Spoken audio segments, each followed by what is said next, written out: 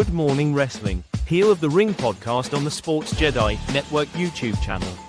Your morning wrestling talk, results and more, so gather your snacks with coffee and get ready for live stream.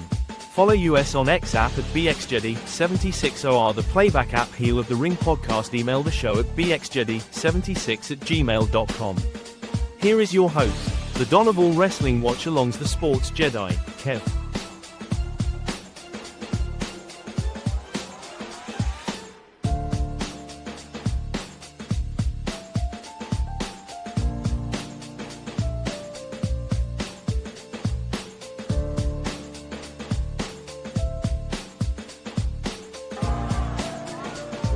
Bum out of here, will you? Get this bum out of here already, huh?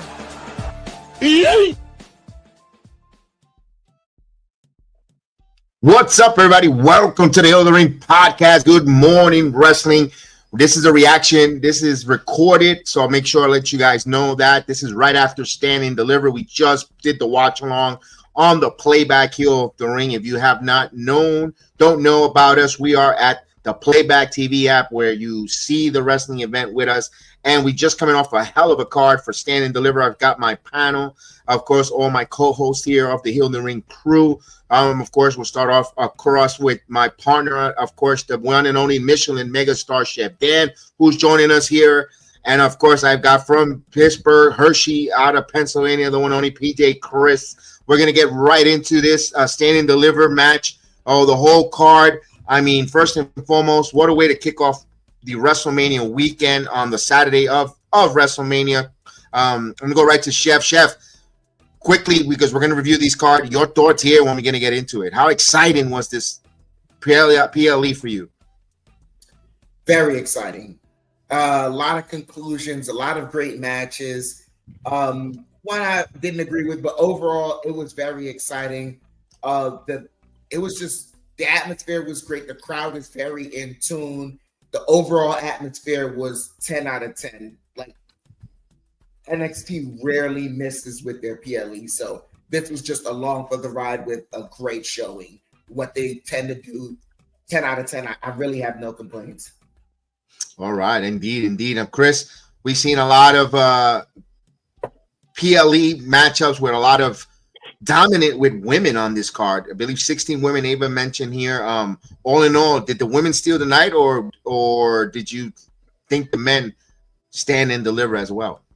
Well, I actually thought the women, I personally, my match of the night, after we talked a little bit off air after the playback watch along, I thought the women's North American title match was my favorite match of the night. A lot of people who aren't really necessarily showcased on TV a lot or have been in the background the last couple of weeks or months, they got a really good chance to shine, like Lola Vice, Thea Hall coming back. And then, like Chef said earlier when we went off the air, or maybe on the air, I wouldn't have minded if that fatal four-way match was the main event, rather than the match we saw. But I would agree, nothing to complain about. There were some results that we knew, some results that were unexpected, and we'll talk about it. But yeah, I think the women stole the show, especially with that North American title match. It was really good. Solo Ruka showed out, and it builds a story for Zarya turning in the future. So I think the women stole the show for sure. Indeed. We're gonna let's go right into it. We had a pre-show for all the other people, like a 0 hour type of match. It was the elimination fatal four-way. Again, you get pinned, your team is out until there's that one team left over. Of course, the participant, the Metal Girls, Jakara and Lash Legend, Fatal Influence, the team, and that too was JC Jane and Fallon Henley, Paxley and Dolan, and the team of Roxanne and Cora Jade that's the number one contenders, because they get a shot at the WWE Women Tag Team Champions on Tuesday night, whoever survives the WrestleMania matchup on night number 2. And of course, you had some great spots there, back and forth. Jakara and Lash Legend were the first team eliminated on there. One thing that came out of this whole match was Jade and Roxanne kind of teasing that matchup, or kind of Roxanne walked away, kind of left her partner alone. They didn't really resonate that well because right away the finish of the match came where Cora really didn't see, damn, you left me. They didn't really emphasize on that camera angle, Chef. You're absolutely right, but I don't know if you saw in the Peacock exclusive, they kind of planted a seed for Cora Jade to get her comeuppance, because it seems like on Tuesday we may get Stephanie McCurr versus Roxanne Perez for the NXT Women's Championship. That should have been outstanding. All right. I mean, some people could say that not enough build there, because we knew the reason why it might have not been on Stand and Deliver, Chris, because it kind of WWE kind of teased it was a Bayley and Roxanne Perez feud that was going to be up in works, and they kind of pivoted out of last minute or whatever it was. They didn't really build. They were teasing me to build towards Roxanne and Bayley. It would have been odd to put Roxanne and Steffi shoehorn. So I maybe now they have a chance to circle back to it with some time with and going forward. Maybe that's why I didn't resonate or hit with you on there. Of course, we get a Jasmine Nix distraction to the referee, would allowed Henley to push Dolan into a leverage pin, but Jane took the referee out for the pin. All of a sudden, boom, we get the cemetery plant, and of course, your number one contender. Congratulations to Gigi Dolan and Tatum Paxley. Here's the one thing: Shotsi at ringside. We didn't give you that honorable mention. Shotsi, return of Shotsi. Any chance that Shotzi leaves the girls, or do you think she's just going to stay by the side? I don't know. It's a tough one for me because Shotzi's not really doing much. I mean, she's kind of just alongside of Tatum and Gigi, and they're like Gigi said in her post interview. They've been grinding a lot on TNA and NXT, and they're doing their thing. They might not win the titles, but hey, there's still a lot going on in TNA. And I think they could get ready for that too. But no, they're getting good matches against good people and great opportunities. But Shotzi just kind of feels like the lone wolf. Kind of like, so I don't know. Maybe she's coming back from stuff, and maybe they'll get her situated in the future. But right now, I wouldn't be surprised if Shotzi leaves that group. Chef, your thoughts? Is there going to be a storyline, or we're trying to reach with grass, or they didn't give you enough seeds? Maybe it's not just that. I mean, when you look at Shotzi professionally, where she's at, and trying to plant, like if you're trying to see, all right, what would be the best course for her, it's a bit confusing. She's had main roster experience. You can't discount that, but all in all, she still does have to get better in ring. I don't know if she's coming back from an injury and she's not all the way there yet, so they're just giving her time to be with the group. Aesthetically, it's a good look. I don't need her to be away from the group. But I think Shotzi, to benefit her, she needs to stay in NXT a little bit more. Okay, no, I'm not saying that she breaks away and she goes back to the main roster. I could see her breaking away and having another person to team up with her to take on Gigi and Tatum Paxley. Like, maybe I'm not saying this is gonna like a Wendy Chu, teaming up with a Shotzi, not because they're Asian descent, but I'm talking about women that's on the roster that's not doing anything right now that you see her level up or being part of the Botchamania 4, which is with the Dark State. I'm just throwing, they need a female person to join that group. Whatever the case is, I don't know. Maybe they want us to try something different where now she's got a tag team partner that now you have another set of tag teams to go up against Tatum and Gigi, causing them to lose the match and not winning the women's tag team champion. Instead of taking a clean pin, you put a drama line or storyline to it. To a certain extent, yeah, but then that also put Shotzi in a managerish role, and I don't know if her promo skill is up to par to do something like that, to have the ability to hop around with teammate to teammate. Okay, all right, so we'll move on to that there. On that, we'll find out what happens this Tuesday night. They will have an opportunity to take on the WWE Women's Tag Team Champions. Who should that be? We have to find out and see on that there. Another match, my next match I'm going to put up. Let me put the graphic here so we get going. We'll take this off for a moment. of course. It's Ricky Saints, North American champion, taking on Ethan Page, where very under the radar, quiet match. Very under the radar. It's going to get not overlooked because the guys delivered. It was a physical, intense battle between Ricky Saints and Eagle Page. At we had a couple near fall finish to end the new champion. However, the revolutionary kick out of Eagle Edge and hitting into a spear into Rochambeau, he gets the victory. All in all, it has some great moments here where you had the crowd. You fumbled, Tony fumbled again. That's not the main story here. That's something with the crowd that just wants to have fun and react, adding to the drama. But the end result, Saints defeating Page via pinfall and retaining the North American Championship. I said this doesn't hurt an Ethan Page because he knows how to get heat. He knows how to bring people to dislike him. But for Ricky Saints, his first match defending the title, Chris, your thoughts on Ricky Saints defeating Ethan Page and your thoughts of the match? Are you muted? I realized that I got the notification. Appreciate it. No, I like the match. I thought the match was really good. I thought Ricky Starks was the right person to retain.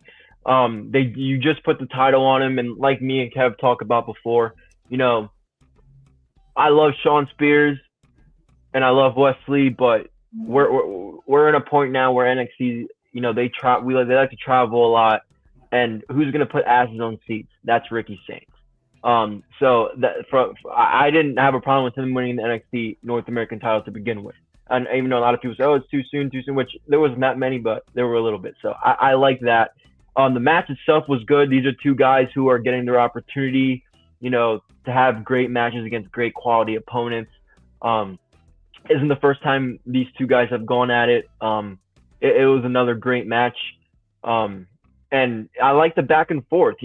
We saw a little bit more of that with the multi-matches, but with the one-on-ones, it was good to see them kind of like, oh, kick out, that stuff like that's good once in a while, and they did that. So it was a good match, nothing crazy, but it was the right match to open, and the right winner won as well.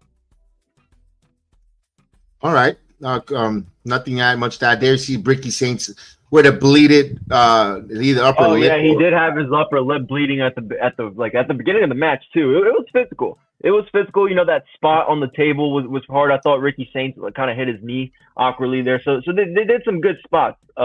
Overall, great match. I liked it. It was good. Yes, indeed. As we're going to move on to the next match. It's for your NXT Tag Team Champions, one of the longest reigning Tag Team Champions in NXT history here. You got Fraxium taking on Hank and Tank. And listen, this is what I'm going to say. Wrestling is not booked or catered to just one person, although me personally, not a fan of Hank and Tank, but the crowd kept them up, lifted their spirits, lifts them out the match, battle with some endurance. They push them through the gauntlet with Nathan Frazier and Axiom. After Tank took out Axiom with a tope suicida, Hank and Tank collided with Frazier in the ring with the honk, and they get the victory to the delightful of the crowd. It's about making moments, and Hank and Tank are your new NXT Tag Team Champions. I'll put the picture up in a moment. I'm gonna go to Chef. Your thoughts with Hank and Tank becoming NXT Tag Team Champions? Like Jedi, I'm not much of a fan. Watching the match, Hank and Tank did a lot of things that were incoherent for me, incoherent moves that just didn't make sense. I always had the thought that, Nathan Frazier and Axiom were better wrestlers, and they showcased that tonight, but it just wasn't their night. They weren't able to come up, especially when you take into note the fact that Nathan Frazier was kind of not, keeping his eye on Hank and Tank and wasn't taking them seriously up until the match. So yeah, that going on. The result is what it is, but I think overall it's showcasing a central theme of, for tinnitus is if you put in the effort in the right moments, you can cash in and it could be your night. All right. You're good analogy there. I'm going to go with you, Chris. Hank and Tank, your thoughts on them, right team won, or your assessment of the match first and foremost? The match was good. the match was good, and you know it was okay. I'm not a big fan of Hank and Tank like these two guys said, but they're okay. They're okay. They you know they'll get there. I think they have that kind of like person with two meatheads, kind of crazy. I think they'll find that. But the result, I'm not a fan of it because to me you had Axiom or Fraxium have better matches with better quality tag teams, and they still won. And then have these two guys go again, Tank and Tank and lose. It doesn't sit right. But I will say, the reason why I'm kind of I don't mind it too much is because we've been seeing for months, Fraxium is starting to not fall apart, but there are times where they do kind of like catch each other arguing or the tension's there. And that when Fraxium looking at Frazier take the pin, I think that's the start of a feud between those two. They've been teasing it for months. And you know, at Fraxium or Axiom, Nathan Frazier taking the pin gives Axiom, you know, some reason to maybe blame it on him, whatever, and they can keep going from there. So I don't mind the result too much if it leads into a Nathan Frazier Axiom feud down the road. All right. I see that there. As you see some of the image there when they're bringing their hands raised up as the champions, the tag team champions. I also have this other one, which is the great sign of respect, which I was like, okay, I first, it didn't look that way. It looked like first Axiom kicked the hand and they extended the hand out and Axiom kicked it, but it ended up going into the big hug, hugging it out and giving them there, which that's a good moment for Hank and Tank going forward. For them, we'll see where they are as a tag team group. There was a lot of sloppy stuff they have to clean up when it came to Hank Walker with some clotheslines, some spots in the match. I mean, you got to be on par because Axiom and Nathan Frazier and Nathan and Axiom both had matches with the Hardys and other top-notch tag teams, and they put on killers and bangers, and you can't be missing clotheslines or missing spots in the match. There was like 4 instances, if you look at the watch along, where like he missed. Oh my God, clean it up. You know, you got to have a better representation on that if you're going to carry those tag titles. So unless if they're planning for them to be transitional champions, we never know. Hopefully not. Hopefully, you know, they just got it. I'm not trying to book the titles off of them either. But I just want them to tighten the screws for Hank and Tank. Kudos for Hank Walker being the security guard, Danny Hankey. Remember, we had the signs out there for him and all that stuff. Good for him going forward for what's in the future for that group. We go now to a match where, my goodness, some of us might say it's the match of the evening, the match of the card. You know, it actually stand and deliver. The vacated Women's North American Championship is on the line in a ladder match. You know, the participants in the match, we had all different women from Thea Hale, Lola Vice, Izzy Dane, Kalani Jordan, Zarya, Sol Ruka. We saw throughout the whole ladder match, which is supposed to be every woman for themselves, but Sol Ruka and Zarya working together so close down the stretch. They met on top of the ladder. They agreed to go at it. They were knocked down, drag out fight. The Surfer knocking down her tag team partners and then hitting the other 3 women with the Soul Snatcher, all for her to get on top of that ladder and become your new Women's North American Champion. I thought Kalani Jordan in that match had a hell of a showing. We're doing some one-of-a-kind moonsaults. We're using that ladder, using that strength, and Izzy Dane continues to show you why she's going to be a problem in 2025 in that women's division, just by her physique and her presence. Lola Vice, so close, but yet still so far. She's just must watch when she wrestles, using some of her tactics. Just could not be there. Not the time for her to pull the trigger yet. And Thea Hale, you know, great to see her getting at least ring action. She did not have a dull moment in this match either. She was very entertaining. All 6 ladies worked their asses off, entertaining us with the spots. But at the end of the day, I'm going to go to you, Chris, and then I'll go to Chef. Chris, right woman won in Sol Ruka? I would say so. I'll take the biasness aside. I wanted Lola, but I would say so. Because a lot of people, I think us too, we would like to see a Zarya. Again, I'm looking a little ahead, but for Zarya and Sol Ruka to have a feud or something down the line, this was a great start. Especially with the look on Zarya's face after the match when she sees Sol Ruka. You know, it's kind of like Like, that should be mine. Like, it should be mine. And I think they could get it there. I think they could start it off with something like, I'm happy for you. I'm happy for you. So, like, it's okay. And then down the road, we see the little steps, and then boom, that could maybe, or they could just do it right away. That could be her first feud for the title. I wouldn't mind it. But she looked phenomenal during that match. All these women did. There was a lot of spots in that match. If you go back, where they took some pretty big bumps and landings. All of these women, all of them. So shout out to all of them. They this is what it's about. It's about making your moments and standing out, having your best showing in the biggest stage when the time is right. And I think all of them took their advantage. Like I said earlier, some of these women haven't been showcased too much. So for them to have a good showing and stand delivered, it's good. And I'm excited for the future for Lola, Thea Hall, all these girls. But yes, Sol Ruka was the right person to win. And I think we're going to see a Zarya and her down the future. And I think this is the perfect way to start that. And it'll mean something. It'll mean something because these two, it was a battle between these two for the championship, and ultimately she fell short, and that's her best friend. So I like it.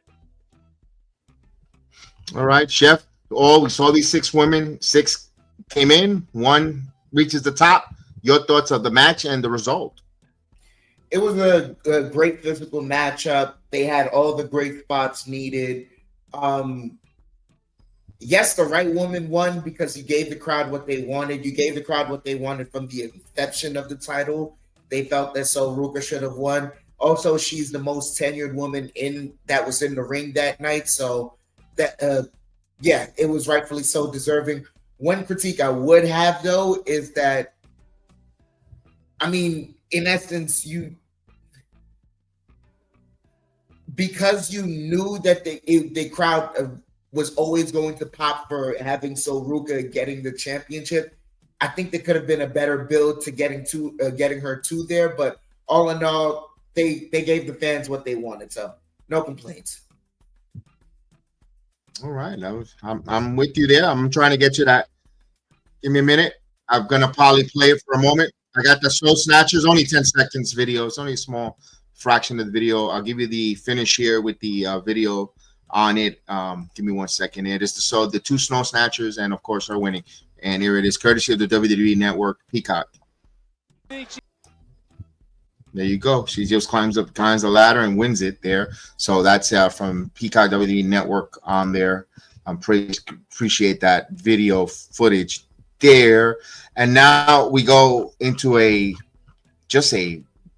moment that we've all been waiting for, and we've seen it fester. The D'Angelo family versus Dark State. Could the guys on the Heel of the Ring podcast been calling and saying something's fishy, something doesn't seem right, something doesn't seem comfortable when it comes to the Dark State versus the D'Angelo feud, where we see just 3 members of the Dark State, where Cutler James was not part of the match, but it was the whole D'Angelo family, where you saw some dissension with the Don. D'Angelo wanted a tag, but Luca came. It was actually Stacks coming in. We see something unfestering with the Underboss. But the way they got to the finish, but before that spot by Adriana Rizzo off that moonsault at the top and on Cutler James, freaking awesome, trying to level the field. She was doing her part, getting her sleeves dirty. But all in all, we see the kicking the nuts heard around the world, where Tony D'Angelo turns his back and to Stacks, hit me with the tie rod if you're going to hit me, but he didn't. Now I could trust you. But all along, not really. The kick in the nads, and boom, Stacks turns. Chef, the turn. You guys have been on point, both of you. Did you see? We know you saw it coming, but were you tricked and swerved how we got there? Absolutely.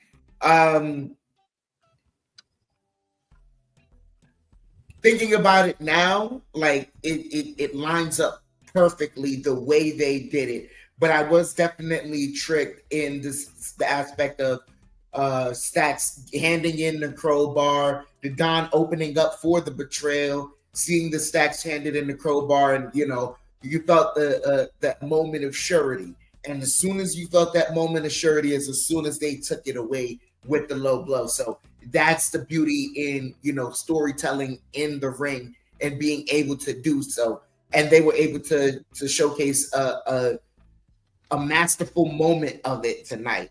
That was absolutely amazing. It was amazing. And let me ask you this. And this is for you, and then I'm gonna have that same question for Chris. How did you take the Dark State? Did you think it saved their value as a group menacing, or did it take away from them and it felt more like it was a Stacks and Tony story saga? It completely took away from them. They still haven't done anything really to cause me to say, oh, they're really chaotic. Like what the Shield were doing and how they were disrupting matches was reinventive in a way, or maybe it was fresh in the sense of, you know, the NWO maybe did that, but it wasn't to the way they did it, where they just showed up, wrecked shop, and then left. And these guys are kind of doing it, but not really. And it just took away from that, because to some of my prediction, the reason why I wanted Stacks to join the Dark State was so that you would have them involved in the storyline and there's interest there, as opposed to right now, Stacks just left by himself. So it's really about Stacks and Tony D'Angelo and what's going on there. At this point right now, the Dark State were catalysts, yeah, but now they're irrelevant to me.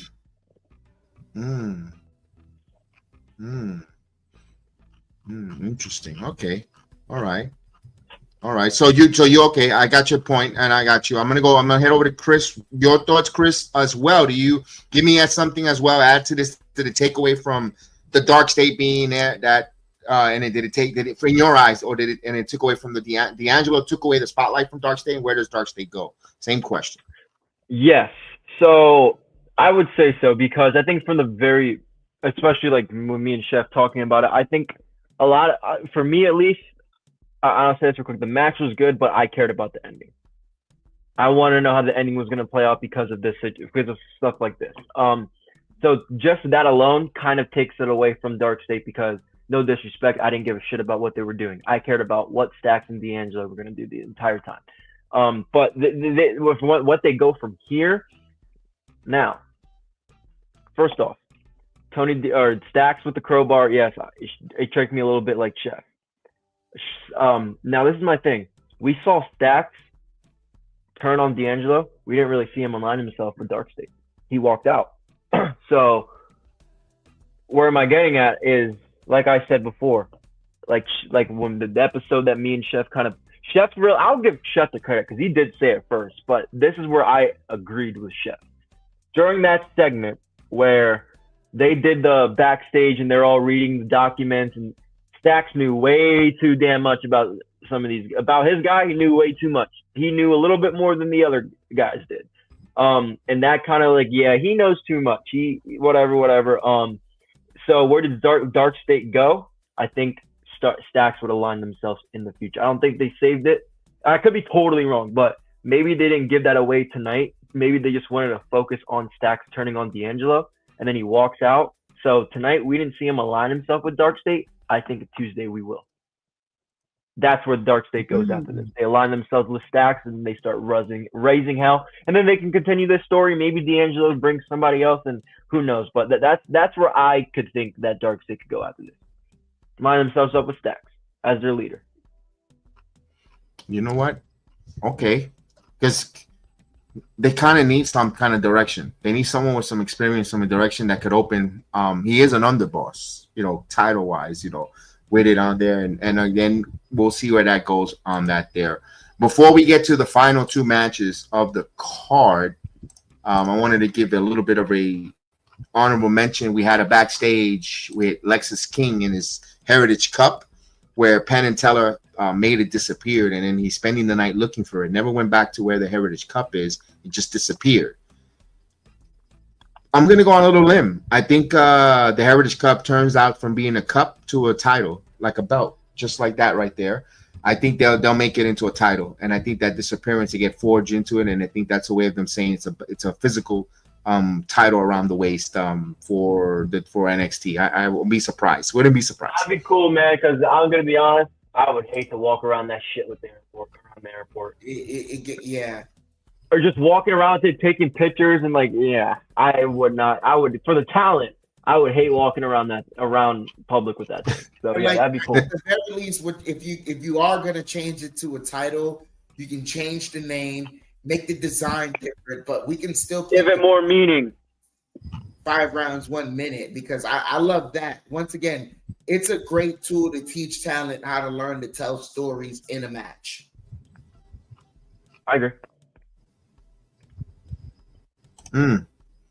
Okay.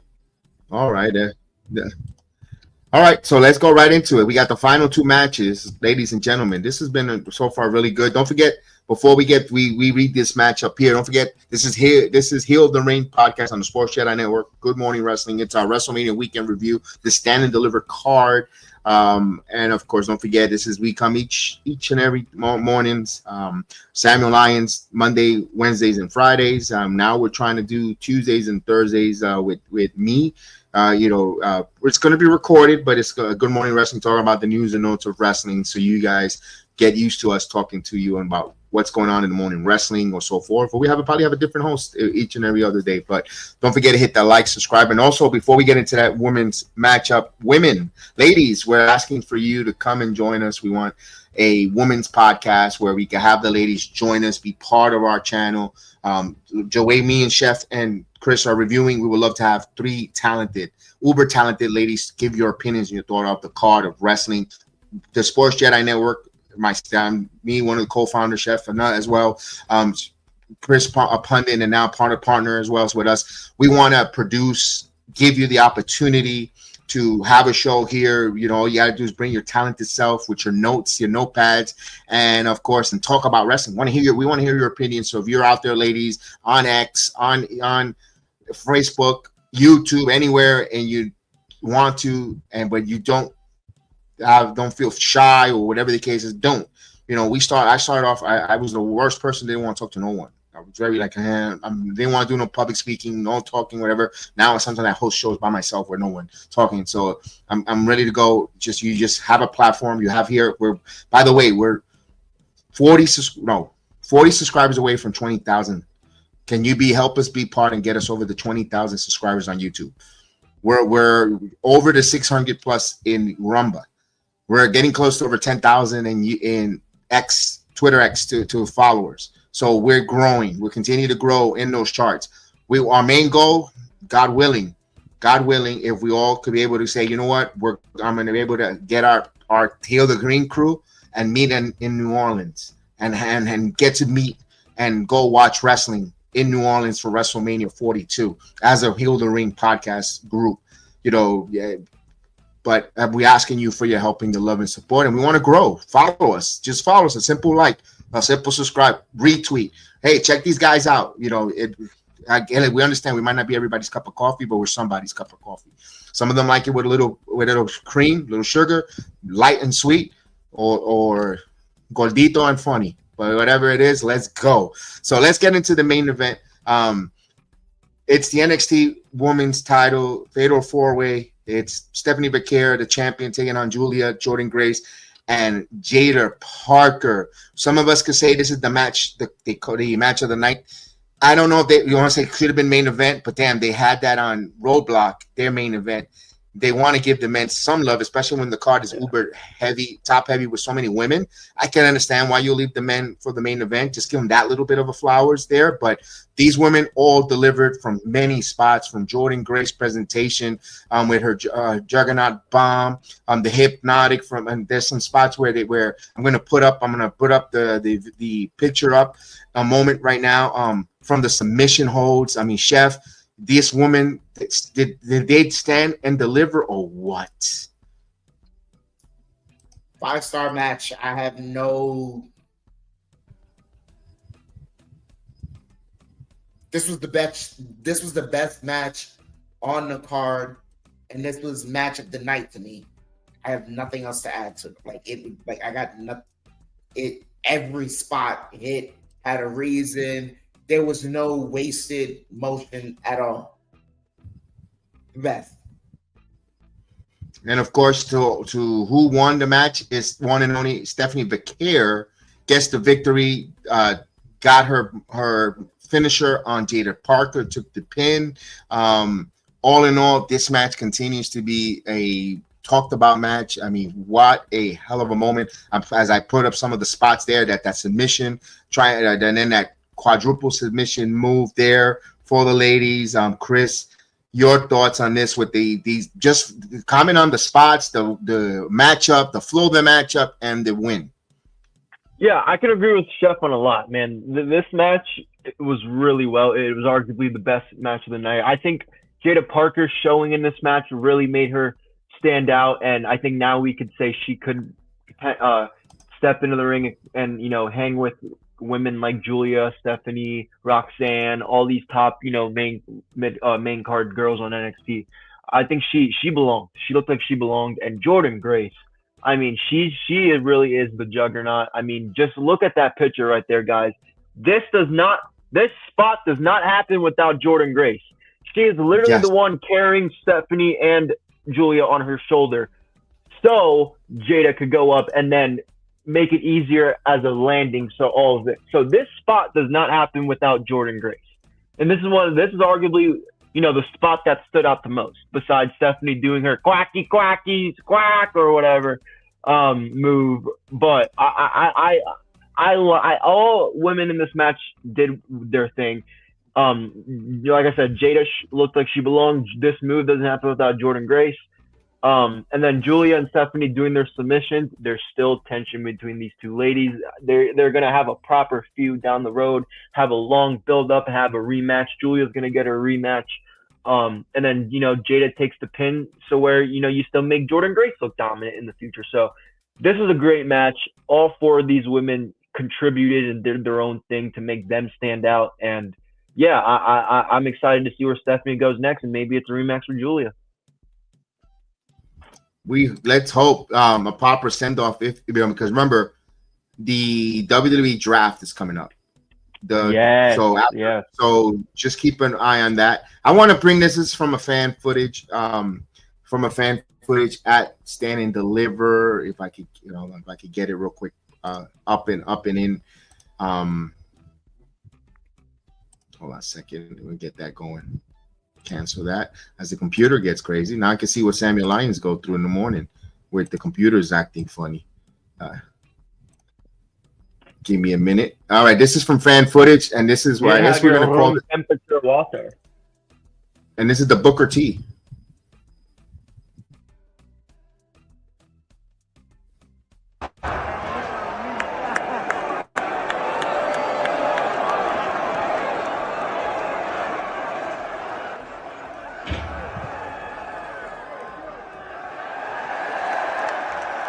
Here it is. Oh yeah, here we go. Where's Booker T?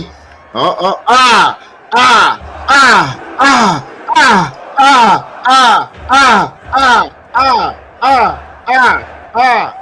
yeah. All right, a Booker T spot, we're gonna call it here. And Booker T, yeah, look at that. Shout out to Bookman on that on that spot. And Stephanie, let me get this one picture of showing you La Campeona. Of course, nuestra campeona, of course, la primera de Chile. She's going to want to show her hoisting the NXT title. Where is that? I had it there. But now that I don't have it, we'll keep it moving then. We'll keep it moving because we got a lot to cover. We want to make sure we got all the WrestleMania matches and all that good stuff. So, no se pudo dar for her, but we get to the main event here. Main event time. It's a triple threat. First and foremost, even before I even talk about the triple threat, guys, all the bitching and complaining that we had coming into NXT Stand Deliver. So why so many multi-man matches? Why so many multi-person matches? Can I ask you this now watching this card? And I go to Chef Dan. Did it deliver? Or did all the people complaining before they see it had right to complain? No, it delivered. Absolutely. They all delivered.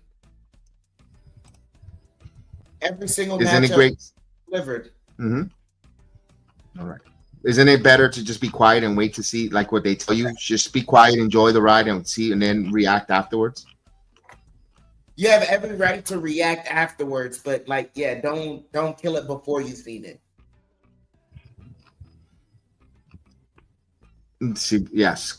All right, let's go right into the Obafemi defending his his NXT title against both Trick Williams and Javon Evans. The ruler wants to get a grip of the men's division, taking on former NXT champion and a young up and coming hungry opponent in Javon Evans.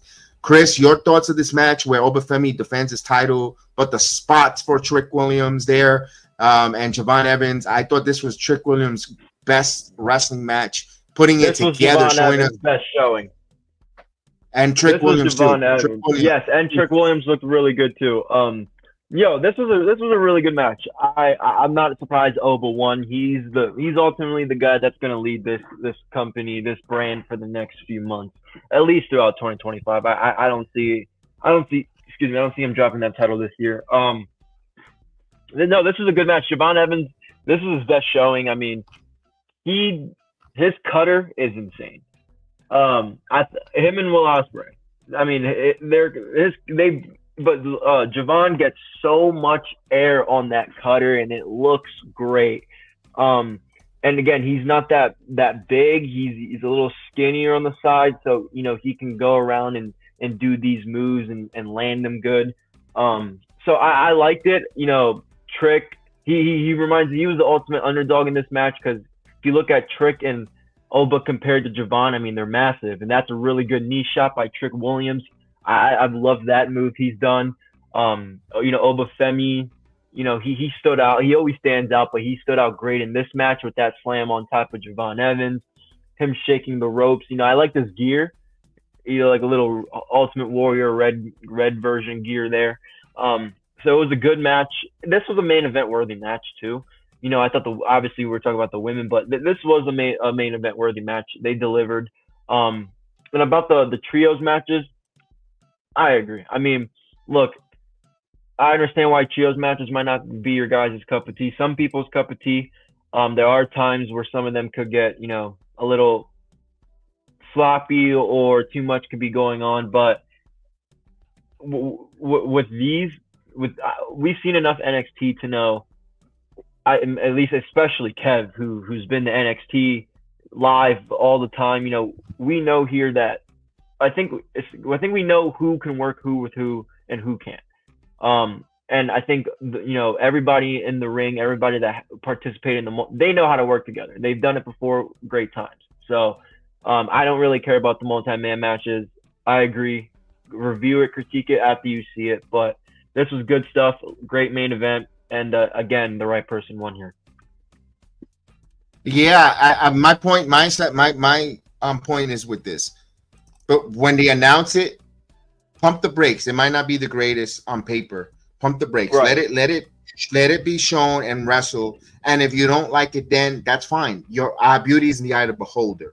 But you saw it unfold. Then you could critique it, dislike it, not like it, want it, or don't like it. That's fine. But going into it when it's announced, it's hard to critique it. It's like, look, I didn't like the Hank and Tank being in the tag team champion, winning the gauntlet, but I didn't like them winning. But I'm not going to take away that the match was trash. There was some stuff, or it wasn't a terrible match. There was some stuff for Hank and Tank they have to clean up if they want to continue being tag team champions and being top of the pinnacle of the division. You have to, and I mentioned some spots. Doesn't mean, that was so garbage, it was terrible. No, they delivered. Both teams delivered a hell of a match. The same thing here when you hear a team being announced or a match, regardless, give that open mind and let it play out, and then see it and review it, and then say, you know what, then give your opinion. It's okay. I think that's what it gets misinstructed or misconstrued. What Triple H says, just be a fan and watch it and shut up. And then people take it, I'm a paying customer. I'm JD from New York, and I can make content and compete. No, just watch it. That's what they're trying to tell you. They're not telling you not to critique it. They want, and I'm not saying he does that, by the way. But I'm just, that gets the narrative. They misinterpret that. They want you to first see it. Don't shit on it before it's announced. Shit on it after it's produced, after it's done. If it doesn't live up to Wrestling Park, I think that's what they want there. Chef, Obafemi wins here. This matchup, what's next for Obafemi? I've got a clip that I want to play. Do you want me to play the clip first? Would you like me to give you your floor to tell me your piece? No, you can play the clip. All right, because I want you to react on this. I never seen this before. I seen the referee Herb Ebner push down an opponent, not to touch me and go like this, but to kick like that. That's the first time rare. Chef, the floor is yours. Yeah, the right man went over. Man, it's gonna sound cliche, but it's just specifically for this person. The right man went over, absolutely. This was a great match. They delivered all spots. Javon Evans, especially in a match like this, he's always going to deliver. Trick always comes up with these clutch moments and big movements, and Obafemi is a natural beast. The one issue I do have, though, is ever since Trick Williams has touched that NXT championship, he has never defended it in a singular matchup. It's a problem to the point where I'm starting to ask, are they trying to protect Trick from something? Are you trying to say he can't wrestle a championship quality match and tell a story in that way? Because for some odd reason, when leading up to the matchups, he gets singles matches and he wrestles great singles matches. But every time it comes to the championship match, like they shoehorned Eddie, what's his name? Opponent. Oh, when he Ethan first Page was in the. When he first got Ethan Page, right? They shoehorned in Javon Evans and Sean Spears in ways that it was like, dude, it wasn't even like they won a qualifying match. It was just you won a match and it was impressive the way you won it. So let's make it a triple threat. Oh, wait, he won it and he was impressive too. So let's make it a fatal four-way match. It's like, all right, whatever. Then Trick finally wins it against Ethan Page in a one-on-one matchup, right? But then after that, you have supposed to be a one-on-one match against Oba, which is supposed to be the money matchup. No, then you get what's the dancing guy's name? The dancing Indian. Oh yeah, Eddie Thorpe. Eddie Thorpe. He got shoehorned in for no reason, and it was something like to the point of like, yo, Trick, your own hubris got in the way of that. You made it a triple threat match for no reason, requested it for no reason. So every time Trick gets the championship and he has to defend it, for some odd reason, he never defends it in a one-on-one match. And it's just like he always, like for Trick specifically, he always manipulates these multi-man matches. And that's what it got a little tiring for me tonight. Like at the end of this match, I'm like, especially when you have Obafemi and Trick talking to you, like like in the Peacock exclusive, Obafemi was straight trash talking Trick at the end of the match, letting him know he'll never be this, that, whatever. He's the man around here, all that stuff. Didn't even really pay attention to Javon Evans, which is a story in and of itself. But it's like, dude, can we finally get that one-on-one match? Because it seems like they don't let Trick get that one-on-one fade, or he gets it in his own way for some odd reason. Good observation on that. Great observation. Chris, anything there that you want to add to or take away or rebuttal? No, I agree. That was good. Yeah, I'm seeing that pattern. Thanks for bringing that light on that. I usually would have a rebuttal, but I don't. No, that's a great point. You put some point. Most of Trick Williams' title run has been with multi-man matches where it kind of raised your eyebrow. Why? He's so talented. No, I agree. I never realized that. I honestly did never realize that too much either. Good point on that. I'm gonna be honest. And all along, this card delivered. I don't think there was a dull match or a botch or slow moment or moment like, oh my God, it wrapped this up. It was good. It was a good card. This card was a great card to start WrestleMania weekend. Stand and Deliver again continues to deliver. No pun intended. Of course, what we don't know, it's an official news, but it's been circulating the internet rumors where WWE was waiting for this weekend to announce the Worlds Collide with AAA Mexico. Now, don't get it twisted. We all heard that AEW is going to do Grand Slam in Mexico, but could they have mind gotten word and they might have put their show first, where WWE wanted to wait for WrestleMania weekend, not to take away from the WrestleMania weekend. So that's why they weren't going to announce this, but it got circulated leaking. So it doesn't matter at the end of the day who's copying who. Mexico is going to get Lucha Libre, WWE, NXT, Worlds Collide, All Elite Wrestling, and it's just good for Mexico, and it's good for our Latino brothers to get some wrestling exposure with two major companies, and it's not about that. So with that said, that is our NXT review. We will be doing the NXT Tuesday night on the playback, so come on for the aftermath. It'll be from the Fontainebleau in Las Vegas, Nevada. Well, of course, we're going to see the women's tag team champions taking on Gigi Dolan and Tatum Paxley, and whatever else comes out of this card. But don't forget, we're going to be reviewing night number 1 of WrestleMania, of course. Before we say I take a break and get into that, don't forget, we want to get the ladies. Ladies, where are you, ladies? Sports Jedi Network, the Hell of the Ring podcast, is wanting to start and bring on the channel a women's wrestling podcast. We love to keep growing our audience, looking for eager, dedicated, insightful commentary and unique takes on wrestling news. We're impactful voices in the podcast arena. If this sounds like you, please reach out to me, and we want to create wrestling content together. Email me at bxjedi76@gmail.com or RDM me at bxjedi76.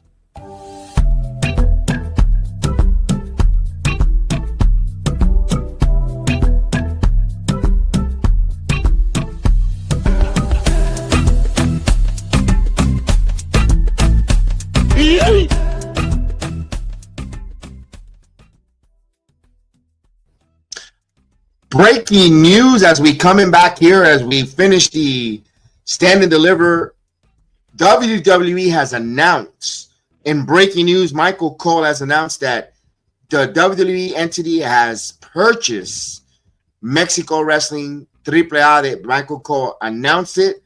WWE has acquired AAA Wrestling. Holy crap, as WrestleMania continues to get more and more greater. We didn't even kick out a match yet, and right off the bat, I'm going to go to Chris. AAA Lucha Libre. We got, my goodness, Hijo de Valquinho. I tweeted out, give me Vikingo versus Penta. I like it. There's CML, AAA doesn't have that strong of a roster right now. They have a lot of guys like Bandito, couple guys from AEW that go in and out. So I'm curious to see, if maybe those relationships with those type of people, and but I like it, man. I think Vikingo's he's really the star of AAA. I think that's the guy that they're really aiming for. So I like it. It's cool. I expected a partnership. I didn't realize that they literally acquired AAA. So that's that part's the shock. I thought it was just going to be some type of collab. No, WWE said give it to me. So. Oh, man. Chef, I'm going to give you your thoughts, but I'm going to play the clip of the announcement, then I want to hear your thoughts. Yep. Oh, shit. Seen the acquisition of Mexican Lucha Libre promotion AAA. The acquisition is in partnership with Mexico-based sports and entertainment holding company Philippe. Joining me here tonight, Dorian Roldan Pena, AAA's general manager. Alberto Fascia Cohen, the Philippe chairman. And that's Hijo de Valquinho, as you saw there on that clip. Chef, we've seen Hijo de Valquinho. We've seen his work elsewhere. What is this? What is the landscape of Lucha Libre now in Mexico? Definitely more security now that you have a big funder backing you and you can produce the shows in a way better quality. I like that they said they acquired them, but they didn't force it to where, like, okay, you come over and it's just still, Monday Night Raw, Friday Night SmackDown, this, that, whatever. It's no. You guys are still going to, hopefully what this is we acquired you, but we still want you running operations, in the places you're running them. It's just that we're going to change things up and add our touch to it. And if that's the case, then, hey, there's going to be more of an eye on Lucha Libre and the style and the stories and the scars. And that's always a plus. As of right now, I don't know how big of a library AAA Lucha Libre has, or where the library is. Wonder if that's going to be something that they'll add to the YouTube channel, WWE YouTube channel, or wherever they have their library of matches. Because that's also a big plus when you have Lucha Libre Triple Mania and all the other different card. Also, they announced that was it? Refresh my memory if I'm correct, or correct me. Is it June 5th? They're going to have a Worlds Collide with NXT AAA and maybe some TNA, because Hijo de Valquinho is part of the Ultimate X title match there in the upcoming pay-per-view for TNA Wrestling. And hey, I'm excited for that, to see that, you know, Lucha Libre and WWE. And my goodness, we haven't even kicked off WrestleMania yet, and we already got excitement and buzz in the wrestling community, in the wrestling world. Here's the famous Pose picture taken out outside, and look at that, Triple H and Hijo de Valquinho, one of the really dynamic superstars in AAA wrestling. You've seen them in All Elite Wrestling, you've seen them in TNA Wrestling, you've seen them all across. It's going to be Saturday, June 7th. June 7th. Yep. June 7th. And I know that's in Kia, right? Kia Center in Los Angeles. Forum. Yes. Here Forum in Los Angeles. There you go. So the night, let's get into WrestleMania night number 1, because my goodness, of course, this is Good Morning Wrestling here on the Sports Jedi Network. And we got the Heel of the Ring crew here, of course, Monday, Wednesdays, and Fridays. You got Samuel Lyons on the Heel of the Ring on Good Morning Wrestling. First matchup. And wow, Jey Uso versus Gunther. The match, the psychology, the yeeting, the Gunther back and forth, spear, super kick, Gunther with the off the top rope splash. And ladies and gentlemen, we have a new heavyweight champion in the name of Jey Uso. What I'm going to go to Chef Dan. What was your thought on that finish with the winning on the choke and the tap from on Gunther? The finish was an homage to the match, which was an homage to the skill level that Jey Uso presented tonight. This finish was about story, because the match told story. It had a lot of psychology. And in a way, if you're the biggest Jey Uso fan and you were taking the hate that the fans were taking, and there wasn't much you could say tonight, you've just learned and realized that not even the most even the least technically sound wrestler, if they understand psychology, even with their limited movesets, can tell a story in the ring, keep you entertained in the match, and do what needs to be done. And they don't and the beautiful part was Jey Uso was pulling out new maneuvers, but it wasn't in the sense of, around the time when Cena just started pulling out new maneuvers for the heck of it because they were chanting he can't wrestle. It was new maneuvers that made sense to attack Gunther, and it led to him getting the submission finish, which I never thought I'd see the day where Gunther would tap out.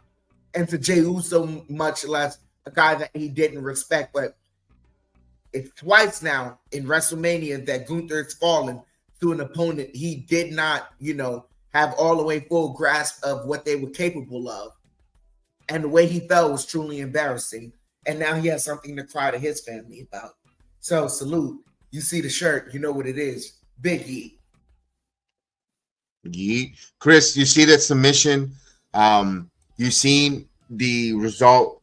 We heard all the narrative on there, but here's some great moments, especially when Gunther was chopping Uso, and Uso just laughed it off, the challenger laughed off the champion's lace chops, playing some mind games, and you saw frustration in Gunther where you don't see it, to where he was vulnerable, that he didn't expect that chokehold to get that tap.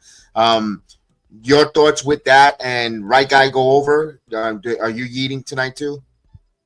Yeah, I would say so. A lot of people, you could question the finish, right? Would Gunther tap out to Jey? But it's Gunther has submitted and has used that move on Jey Uso the entire build. by, and that was sort of Jey Uso's revenge. I'm going to beat you with your own move. So I like that. I would personally like to see him do another match at Backlash. I thought the match was good. There were some spots not some spots, I said in the beginning, I wouldn't say slow, but, they're getting the momentum with the first match. They're, started out a little, slow, but they got going really, really good. No, I enjoyed it. I enjoyed Jay's splashes. I thought really he was going to pin right there, to be honest. I thought that would have been the finish. But I'm still happy with the finish we got. I do think the right guy went over. This was something that I think we all saw coming for a while now. So even though I kind of wanted Gunther to win, I think we all saw it coming. I think it's going to be good. But I think a good feud, or not feud, but a good, first defense would be another rematch against Gunther at Backlash. So I hope they would go to that. And especially with Jay, if he were to beat Gunther 2 times, that would really, make him top dog. So good match, Jey Uso. Finally world champion. Jimmy coming out at the end was really good. Damn, the Fatus are having a good day with championships. So that was good. Good job. Yeah, like what Chef said, the story that it tell a story, and the story was being told that Gunther got finished with the move that he claimed he was going to put the build to WrestleMania and put him through hell with. And at the end of the day, what he was trying to put Jay through hell with literally backfired and was the result of him losing the title. That was a really good moment there and a spot. And that was the match, the story and the psychology and the story that they told. That's a great moment there for those two. They run it back. I wouldn't be surprised if they do run it back. Backlash, to see where they go with that. We'll be invested. I thought I had the picture of the brothers coming out for that wonderful moment, and I can't see it. I'll skip it for now because I thought I had it, but it's not here. But anyways, we'll move on to the next episode here, where we get the tag team titles. Now, this is a tough spot because you had the everyone yeeting, everyone going in unison, excited. The second matchup was a tough matchup to follow. I do appreciate they didn't log jam either Tiffany or Charlotte, or neither Jay, Cargill, and Naomi. They gave us the World Tag Team titles, where the New Day defeats the War Raiders. The crowd, you could tell they were a little lackluster, or they were a little fatigued because of the high roller coaster of the yeeting of the crowd. Doesn't take away that the War Raiders put on a hell of a match. They did some move sets there. They looked like it was a hard-hitting match. New Day, show you why they're one of the decorative tag teams in the WWE history. All in all, they get the victory in a heel turn, or in a heel move, a heel fashion, by Xavier Woods holding Ivar's foot under the rope where he wasn't able to kick out. But there were some good spots on the match there. Chris, your thoughts of the Raiders, War Raiders here with the New Day? Give me your assessment. Nothing too much to add. I thought the match was good. I thought the placement of the match was good because there were a lot of good things coming on later in the show, and you don't want to give it all of them right away, like you said. So I actually thought the match placement of this match was good. The match itself wasn't bad. There were the War Raiders. They do some really good spots for big men. Not that many guys, especially Ivar. He looked great. This was a really good WrestleMania showing for both of them. The New Day, I mean, they're the right guys to win it here. They are one of the greatest tag teams of this generation. Most entertaining and most over. And a lot of people, I wouldn't say a lot of people, I would say myself, I think they need something to get going for this heel turn, because I thought the Big E thing did it. It really didn't to me. And now I think with this tag team titles, they mean something because they're champions. So they'll be, instead of those stupid vignettes we get during the commercial breaks, we'll actually be able to see them because they're champions. So they actually should be on the show. So I think it's going to be good. I think it'll look good. I think some tag teams are going to, want to go up against. That creates room for new babyface tag teams, like Fraxium, who just lost their tag team titles at Stand and Delivered. So it makes the door open for babyface tag teams coming in the future and try to build that tag team division up. So I like the result and I like the match. All right, Chef Dan, your thoughts on this match with the tag team, the I-Bar. Eric, tough spot to follow, but they did their best here to entertain, and of course, New Day being the decorative tag team. Give me your thoughts on their right decision too, or what's your thoughts? Right decision. Needed that to happen because somewhere along the way on the build to WrestleMania, I started to notice it too. The War Raiders weren't getting the same reception that they were getting when, I'd say 2 weeks after they won the titles, things were starting to dwindle down. So you definitely needed some change. This is the right placement of this match on the card because, like you said, tough to follow the World Heavyweight Championship change and the emotional roller coaster that Jey Uso gave the crowd. But you also kept the crowd somewhat invested because, to Chris's point, Ivar is such a specimen that when he does certain spots, it kind of re-wakes the crowd up and energizes them and keeps them going throughout the card. So all in all, yeah, you both hit it on the nose. All right, definitely on that. We'll find out now that with the New Day is a heel, we got some new fresh blood probably injected into that men's tag team on Monday Night Raw. Teasing maybe the Hardys, which we've seen them on NXT. And Roadblock and Hardys want to take on the best of the best tag teams. Right now they're trying to convince the Dudley Boys to wrestle. I don't know if the Dudley Boys wants to wrestle because one of them is too busy throwing a rooftop sausage party at the Palms. So I don't know if he's too busy being an entertainer. I don't know if he wants to wrestle or being he's too busy doing other things, criticizing the wrestling business. I don't know if he wants to wrestle against the Hardys there. We'll see. He doesn't want to get criticized. They don't want to get criticized, correct. We move on to match here. Two powerful women. Jade Cargill and Naomi one-on-one matchup. This is a match where everyone was complaining before the match even started. It was going to be a terrible build. Now that the match happened, and you've seen the result where Jade Cargill defeat Naomi. Maybe the outcome isn't not what you expected, but the moments of the match, the way she used her power, picking up Naomi off the ropes. Jade Cargill looked sharp. Let me get some footage here if I could get it. But while I do that, Chef Dan, your thoughts on this match with these two ladies, the movesets, the psychology, the in-ring, the whole story with the animosity. Give me your thoughts on Jade beating Naomi. This was a great match from start to finish as far as storylines that they told, the entrances, the psychology in the matchup and how they went about from start to finish.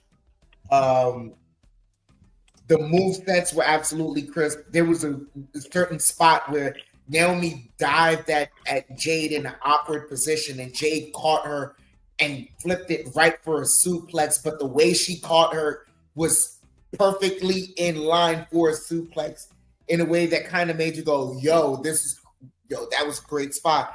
And then Naomi repeated and tried to do the same thing again. And you can see that even that psychology there. And as I asked the question, Naomi, why would you come on now? You just got caught doing that and you tried to do the same move, but that's the blind rage. Rage makes you blind and makes you do things like that. So they told a great story in the ring, moveset wise. I didn't see any complications. The one thing I did criticize, just a preference thing, is I thought Naomi should have gone over. I thought it wouldn't have hurt Jade to have taken the pin there and to continue the feud. But then again, you have Naomi being a sore loser. If she continues to go down this route, it's perfectly fine. She is a heel, and she is going to find some justification. So I love it. And here's the spot that you talked about, Chef. For a blockbuster again. Jade picks her right out of midair. You gotta be kidding me! Into a running power slam. Naomi somehow gets the shoulder up. That was it. What a move. What a move there, Powerhouse. There, Chris, you saw this match here. You were very worried I about was. this match, concerned? Did it deliver to you and with brutal honesty, or was it, or could it, or was it a little underwhelming? Did it live up to the expectation, or did it just give you exactly what you thought? No, I will actually. I actually didn't mind this. This was good. I did say that this was. I still think this was one of the best build-up matches to the card. These two ladies did a phenomenal job getting us invested into the story. That's ultimately what mattered. I did go on the air and say that this match maybe could have been the Jimmy and Jey from last year, and I take that back 100%. Like Chef alluded to, that spot where Jey just makes it look natural. Naomi even looked great too. I really have nothing to add. Chef kind of took that thing where I was gonna say it's a personal preference, right? Would I like Naomi to go over? Yes, exactly what Chef said. They could have kept going the feud. I'm just curious now to see I'm really curious to see the result of the Bianca Io Sky and Rhea match. I think if Bianca wins, I might have some new feelings, because my thing's this: Jade winning the match, I like it if Bianca wins, because they finally get their feud, they finally get their match. Boom, you could have it there, and you can even insert Naomi. Either way, if Bianca doesn't win, Jade going over is fine. Either of these two ladies going over was fine. It was just a personal preference. But I'm curious even more now with Jade winning, though. Does Bianca Belair win, and how does that play out? Because we know after WrestleMania we are going to get either Jade and Bianca, those three women, or we're gonna get some sort of triple something. So I think Bianca having that world title adds a lot to this story for them to keep going. So good match. I apologize. I take back what I said, because the match lived up. It was better than what I expected. And yeah, I think tomorrow's going to be an interesting. Now I want to see the Io Sky match even more. The triple threat match. Now I want to see it even more because of this result.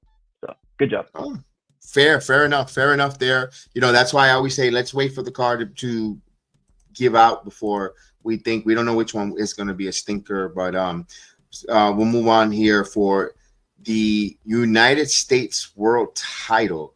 Jacob Fatu taking on LA Knight. Yeah. And of course, we have a new United States champion. We heard on commentary Wade Barrett criticizing LA Knight for competing 24 hours on SmackDown on that hard-hitting match against Solo Sikoa, and forgot that Fatu was in the same tag match.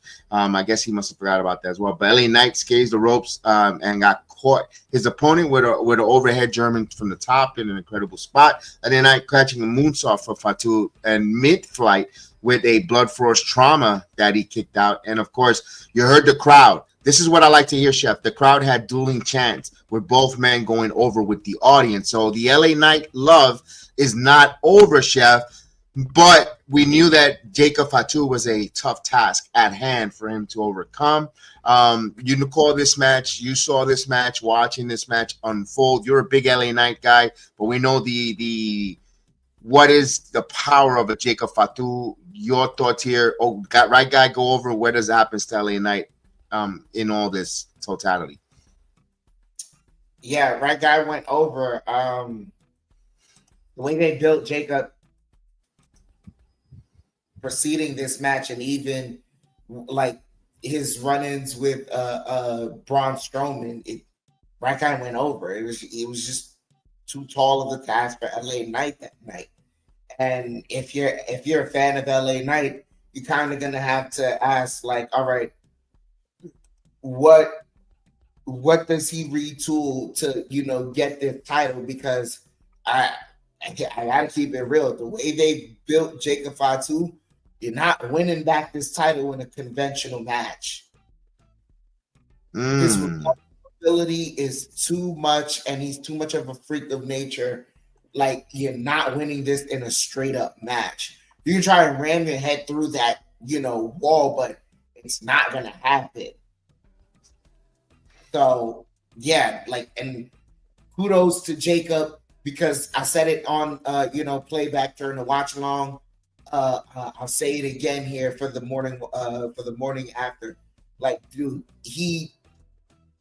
for the people that think, because I know it's gonna happen, people think that Jacob is just a glorified spot fest. He wrestles with psychology.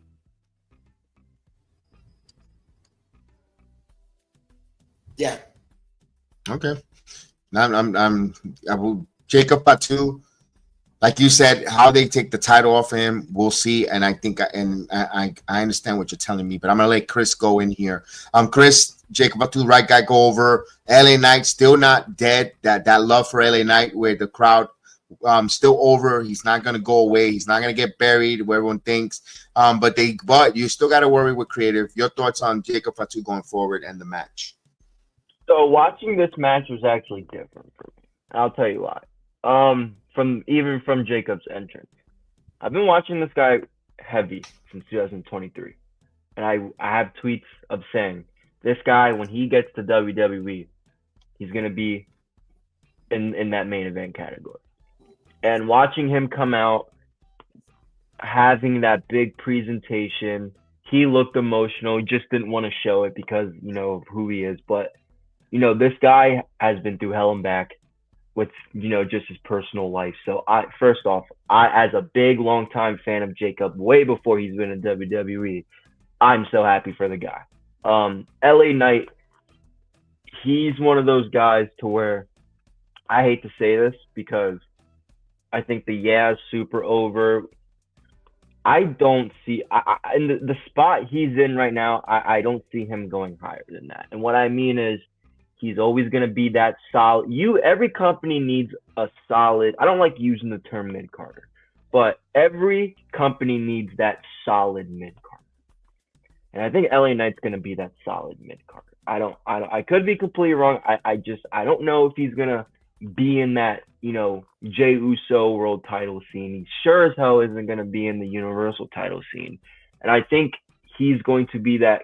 And again, there's nothing wrong with that. I want to get that clear. There's nothing wrong with that at all. But my point is, I don't want people to think that this is going to, he buried it. No. First off, he lost Jacob Fatu. He didn't lose to a scrub. Second, he's going to be in that spot again.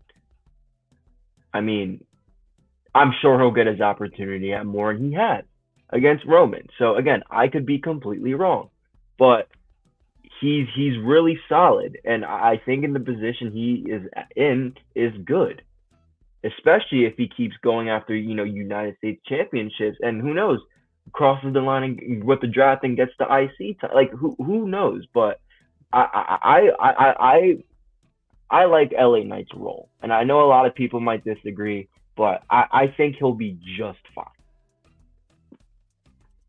Right. Listen, I think LA Knight once. I think they're going to try one time. If he continues to stay over one time, I think he wins the opportunity to win the world title. I think the world, not the undisputed, but the world title. I could see where an LA Knight, they might give him a shot. Wouldn't be surprised to go as far as making a prediction that he might win the Royal Rumble next year.